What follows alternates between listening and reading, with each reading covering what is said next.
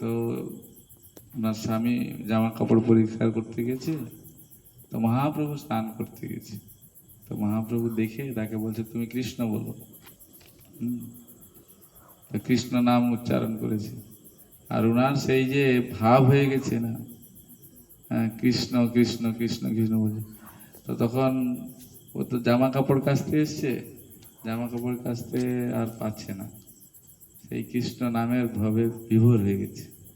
তো ওনার স্ত্রী খাবার নিয়ে আসছে, তখন দেখছে যে উনি কিরকম একটা অন্যরকম ভাব করছে। সবাইকে ডেকেছে গ্রামের লোককে, যে আমার স্বামীর কিছু হয়ে গেছে, আসো তো দেখবে, ভূত ধরেছে না কি হয়েছে।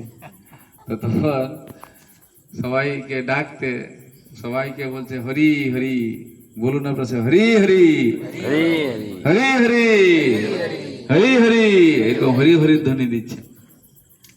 তখন সেই গ্রামে যারা সবাই ওনাকে দেখতে এসেছিল, সবাই হরি হরি করছে।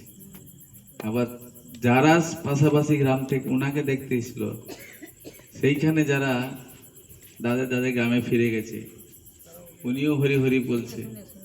এইভাবে সেই ছোঁয়াছুঁয়ি রোগ যেরকম হয়, যক্ষা রোগের মতো, সবাই গ্রামবাসী হরি হরি হরি হরি বলছে। হ্যাঁ, তা মহাপ্রভু এইভাবে প্রচার করেছে।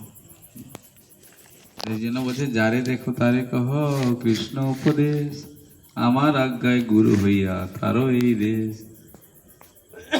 এই দেশ মানে সারা দুনিয়া, এই ভারতবর্ষ শুধু নয়, সারা পৃথিবীর ধর্মগুরু হচ্ছে ভারতবর্ষ। যেন পাশ্চাত্য দেশকে উদ্ধার করতে পারে।